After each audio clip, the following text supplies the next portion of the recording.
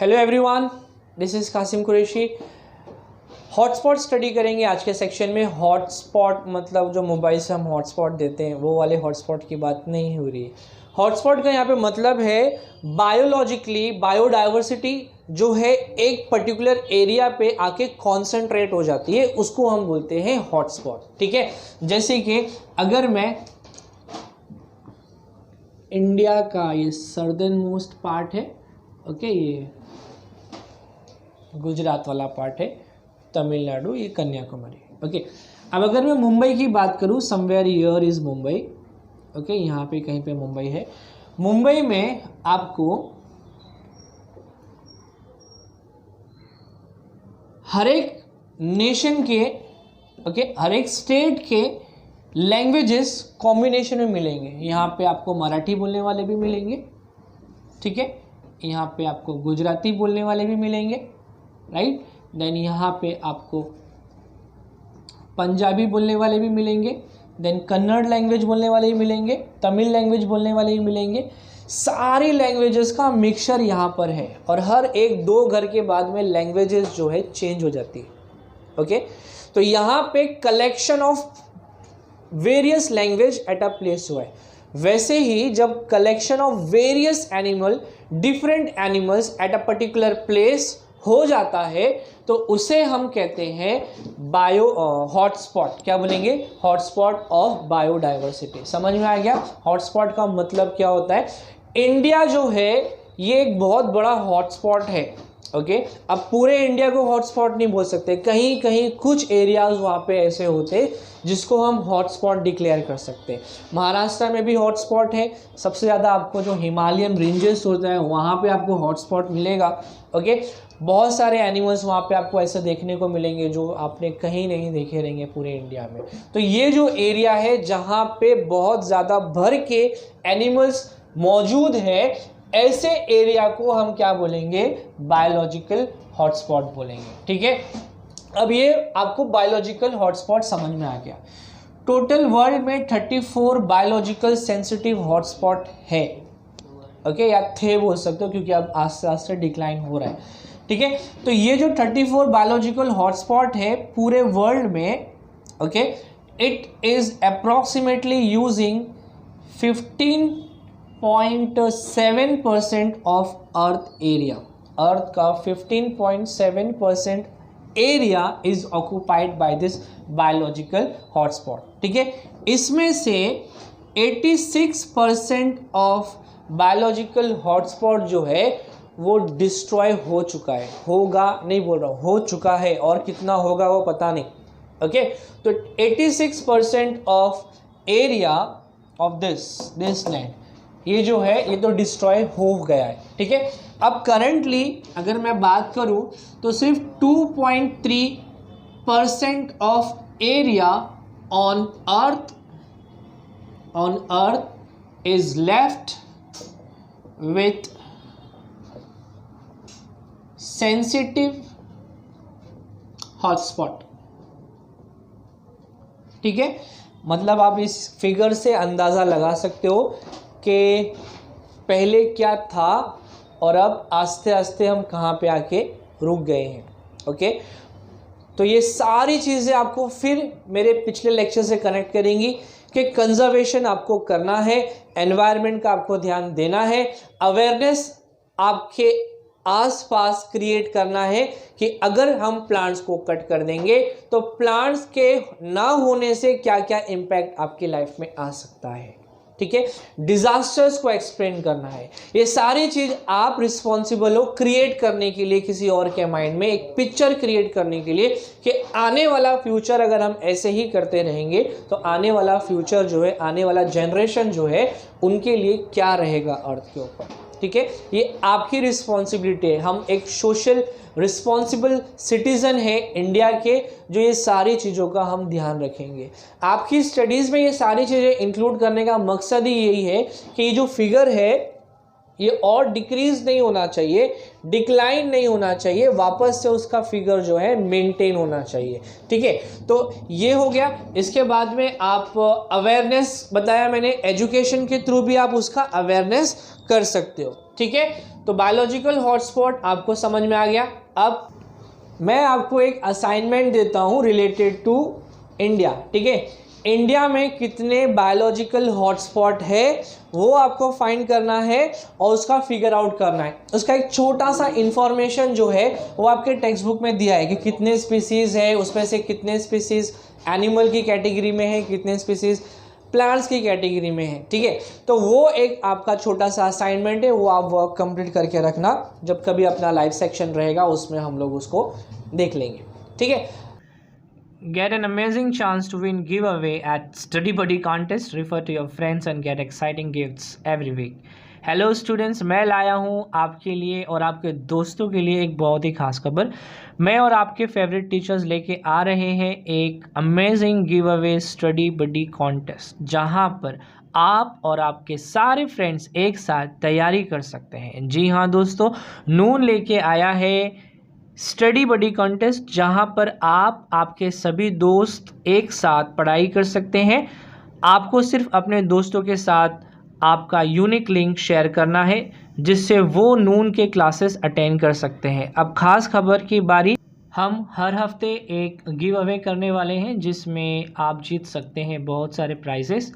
अपने दोस्तों को क्लास ज्वाइन कराएं और पाए मौका बहुत सारे प्राइजेस जीतने का, जैसे वन ऑफ द सेशन आपका फेवरेट टीचर्स के साथ एयरपोड्स, आपके चॉइस की बुक्स और भी बहुत सारे नून गुडीज़।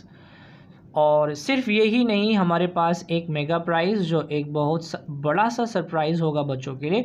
सो इस हफ्ते आप देख सकते हो कार्तिक, अमन, अनुराधा ने जीता है कूल गिफ्ट जैसे एयरपोड्स, बुक्स, देन नून गुडीज़। अब लेट्स सी आप में से कौन जीतता है। ओके, चलिए तो बता देता हूँ आपको आपके फ्रेंड्स को आप कैसे इनवाइट करोगे। तो पहला स्टेप है, आप अपने नून ऐप को खोलिए, ओपन करिए। नून ऐप ओपन करने के बाद में लेफ़्ट हैंड साइड में टॉप कॉर्नर पे आपको आपके फ़ोटोग्राफ का आइकन मिलेगा, जिसको सिलेक्ट करने के बाद में एक ड्रॉप डाउन मेनू ओपन होगा। ड्रॉप डाउन मेनू से आप अपने फेवरेट टीचर का ग्रुप सिलेक्ट करिए। फेवरेट टीचर का ग्रुप सिलेक्ट करने के बाद में वहाँ पे एक लिंक कॉपी करने का ऑप्शन आएगा। वहाँ से आप लिंक को कॉपी कर सकते हो और लिंक कॉपी करने के बाद में आप अपने मन चाहे प्लेटफॉर्म पे, सोशल प्लेटफॉर्म पे उस लिंक को शेयर कर सकते हो, ताकि मैक्सिमम बच्चे, आपके फ्रेंड्स ज़्यादा से ज़्यादा इस लिंक के थ्रू वहाँ पे ज्वाइन हो सके। सो देर किस बात की, तुरंत इस प्रोसेस को कंप्लीट करें और आपके फ्रेंड्स को जोड़िए। और अगर आप नून स्टूडेंट नहीं हैं तो अभी डिस्क्रिप्शन में दिए हुए लिंक से डाउनलोड करें नून ऐप और इस कॉन्टेस्ट में हिस्सा लें। तो देर किस बात की, अपने दोस्तों को लाएं और पढ़ना शुरू करें एक साथ, वो भी नून ऐप पे, जो इंडिया का first social e learning platform है। थैंक यू स्टूडेंट, भूलिएगा नहीं, everyday evening 9 to 10 my class on Noon app, वो भी फ्री ऑफ कॉस्ट, कोई चार्जेस नहीं, नो हिडन चार्जेस, और साथ ही साथ best notes will be provided. इसके बाद में नेक्स्ट टॉपिक हमारा स्टार्ट होता है, वो एंडेंजर्ड या थ्रेटेंड स्पीसीज से हम उसको बोल सकते हैं, ठीक है। तो थ्रेटेंड स्पीसीज या फिर एंडेंजर्ड स्पीसीज जो है, welcome back to this section. आज इस सेक्शन में हम स्टडी करेंगे endangered heritage places in India. Okay, इसका मतलब क्या होता है कि कुछ ऐसे प्लेस है जहाँ पे एनिमल्स जो है वो एंडेंजर्ड कैटेगरी में आ गए हैं या ख़त्म होने वाले हैं, या वो एरिया का कंजर्वेशन डिपार्टमेंट आस्ते आस्ते कंजर्वेशन उसका वीक होता चला जा रहा है। ओके, तो चलिए स्टार्ट करते हैं। थ्रेटेंड एनिमल, मैं आपके टेक्स्ट बुक के हिसाब से जा रहा हूँ, अगर टेक्स्ट बुक के हिसाब से नहीं जाऊँगा तो लेक्चर बहुत लंबा हो जाएगा। ओके, सो यहाँ पे दिया है 3 endangered heritage places.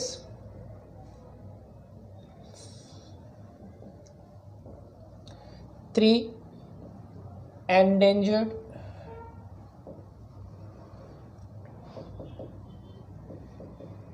heritage places of the country, that is India. Okay, of the country. चलिए, तो ये टॉपिक है अभी आपका। इसमें आपको क्या दिया रहेगा वो भी बता देता हूँ मैं। एक तो वेस्टर्न घाट दिया रहेगा, okay,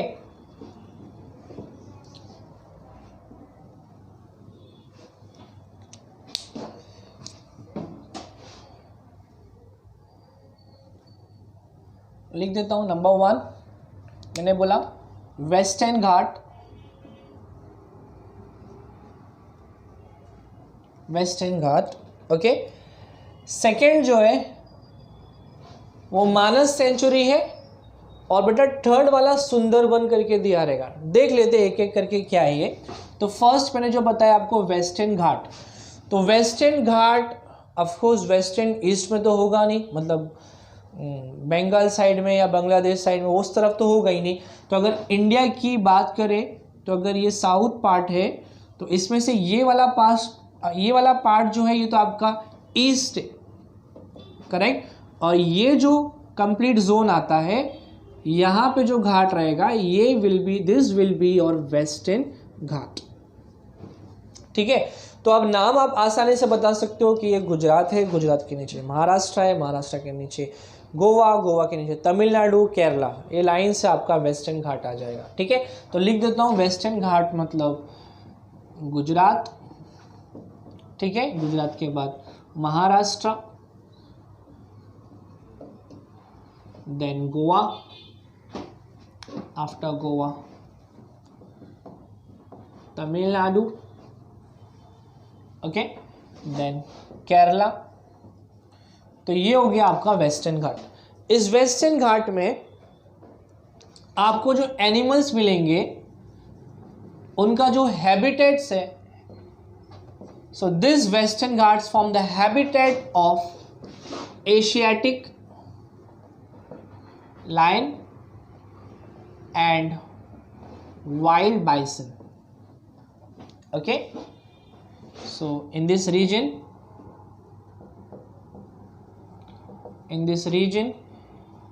they have been under threat, okay, they have been under threat। समझ में आ गया। अब इसके बाद में नेक्स्ट वाला जो नेक्स्ट हमें स्टडी करना है, मैंने आपको अभी भी बताया था, क्या है वो, मानस सेंचुरी।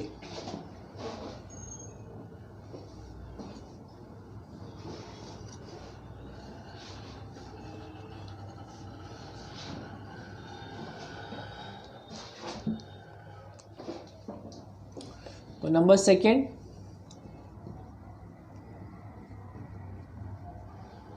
मानस सेंचुरी, ओके। मानस सेंचुरी जो है ये आसाम में है। अगर आज आप मानस सेंचुरी का हाल देखो तो उसमें जितनी भी अच्छी चीज़ें थी, मेरा मतलब है जितनी भी बायोलॉजिकल चीज़ें थी, ओके, आस्ते आस्ते इनका नंबर इज़ गोइंग डाउन, इनकी क्वांटिटी कम होती चली जा रही है। क्यों कम होती चली जा रही है वो भी लिख देता हूँ मैं। So first point I am writing, it is under threat due to dams and indiscriminate use of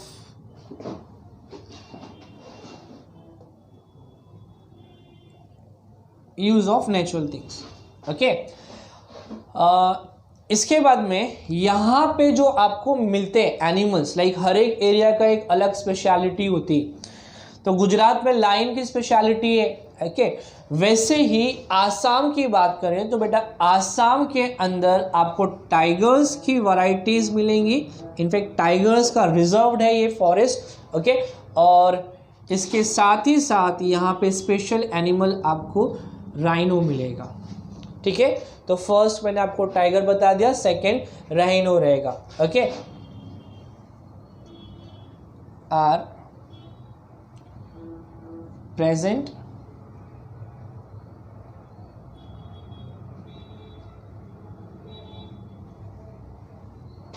so ये animal they will be under the threat, okay. Last वाला जो मैंने आपको बताया था अभी थोड़ी देर पहले वो है, कौन सा सेंचुरी बताया था मैंने, सुंदरबन, ओके, वेस्ट बंगाल वाला सुंदरबन सेंचुरी, ओके। तो सेंचुरी एक ऐसा प्लेस होता है जहाँ पे एक पर्टिकुलर नाम से वो फेमस होता है एरिया। जैसे कि आप इंडिया में भरतपुर बर्ड सेंचुरी है, ओके, राजस्थान के अंदर ये भरतपुर बर्ड सेंचुरी सिचुएटेड है। तो एक बर्ड के नाम से उसको जाना पहचाना जाता है। पनवेल में भी एक सेंचुरी है, उसको भी कुछ नाम, मुझे उसका नाम ध्यान नहीं आ रहा है। ओके, फिर एक फ्लेमिंगो बर्ड सेंचुरी है यहाँ पे उड़ीसा के अंदर। Few years before I visited there, पूरा फ्लेमिंगो और सीगल वगैरह, मतलब पूरा चिल्का लेक जो है उसके बीच में एक आइलैंड का फॉर्मेशन हुआ है और उसके अंदर आपको सिर्फ बर्ड्स ही बर्ड्स नजर आएंगे, तो वो भी एक सेंचुरी है। ओके, तो सुंदरबन सेंचुरी जो है ये लोकेटेड है आपके वेस्ट बंगाल में। लिख देता हूं, it is located in west Bengal. Okay, तो वेस्ट साइड में इंडिया के ईस्ट पार्ट में है, but the name is west Bengal. Now this is also reserved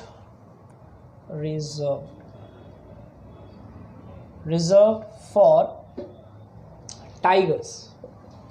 okay, tigers के लिए इसको रिजर्व किया गया है और टाइगर का पॉपुलेशन यहाँ पर जो है डे बाय डे डिक्लाइन होते जा रहा है। लिख देता हूँ, tiger population, okay, tiger population under threatened because BCZ, because आपको फुल फॉर्म में लिखना है, बिकॉज ऑफ डैम्स का construction. Okay, because of dams, then deforestation या फिशिंग एक्टिविटी एक्सेट्रा। ठीक है, तो ये हो गया आपका एंडेंजर्ड हेरिटेज प्लेस, जहाँ पे एनिमल्स की लाइफ डेंजर्ड में है, डेंजर जोन में आती है। जैसे कि अभी अलग अलग जोन चल रहा है ना, रेड जोन है, येलो जोन है, पता नहीं कौन कौन से जोन है। तो वैसे ये जो एनिमल्स है, ये एनिमल्स डिक्लाइन जोन में आते। ओके, तो ये अलग अलग 3 कैटेगरीज बना दी गई हेरिटेज की। Okay, endangered heritage place of country, first is western Ghat, second one is Manas sanctuary and the third one is Sundarban sanctuary. Western Ghat west part में रहेगा, गुजरात, महाराष्ट्र, गोवा, तमिलनाडु, केरला, ये सारे स्टेट्स इसके अंदर इंक्लूडेड है। देन यहाँ पे आपको एशियाटिक लायन और वाइल्ड बाइसन जैसे एनिमल्स, इनकी लाइफ जो है is under threat. Manas sanctuary Assam में है, it is under the threat due to the dams and indiscriminate use of the resources. Okay, tiger and rhino are present in this reserve, that is sanctuary, Manas sanctuary, and it is okay. Then after Sundarban sanctuary West Bengal में है and this sanctuary is reserved for the tigers. Tigers population जो है day by day decline हो रही है। क्यों decline हो रही है, रीजंस कभी कभी नोन भी होते हैं, अननोन भी होते हैं। इसी के बेसिस पे हम लोग जो है क्लासीफाई करेंगे animal as a rare animal, okay, या फिर उसको हम बोल सकते हैं वल्नरेबल या एंडेंजर्ड या फिर इंटरमीडिएट स्पीसीज। इसी के बेसिस पे हम लोग बोलेंगे। तो अपना नेक्स्ट टॉपिक रहेगा अभी क्लासिफिकेशन ऑफ थ्रेटेन्ड स्पीसीज। ठीक है।